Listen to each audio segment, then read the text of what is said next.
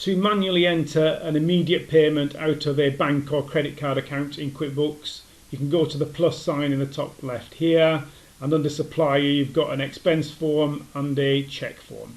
So the expense and check form perform the same function in QuickBooks, the same entry in QuickBooks.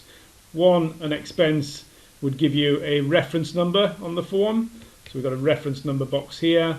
The same entry but via a check would give you a check number on the form. So if we click on check there under suppliers, exactly the same information, but we've got check number here. So checks are less used these days than were previously the case. So most of the time we would suggest that people are actually entering expenses here for immediate payments, perhaps a payment on a debit card, for example, or a cash payment out of a cash account.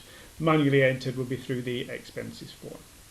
So if we go to the expenses form in here to show how that is completed, we can pick a pay's name here, we can drop down the list of suppliers or manually add a name in from the top here, and we can pick an account that the payment is immediately going out of. It could be on the debit card through the current account, it could be a credit card here, or we might even pick a cash account at this point to say it's a cash payment. We put the date that the payment was made, and under category we pick from our chart of accounts the appropriate expense code in here that we want to apply that particular expenditure to. Once we've completed that code in here, we can type a description as appropriate, type an amount in here.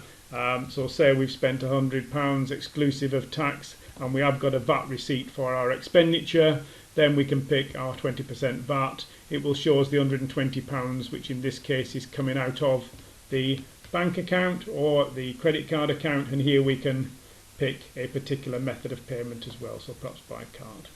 So that particular entry there, I can save, and it will do the postings out of the bank and apply a cost code to a particular expense category in QuickBooks. So if I save that particular entry, it's posted me an expense in here. You've noticed that I haven't actually put a pay in this case.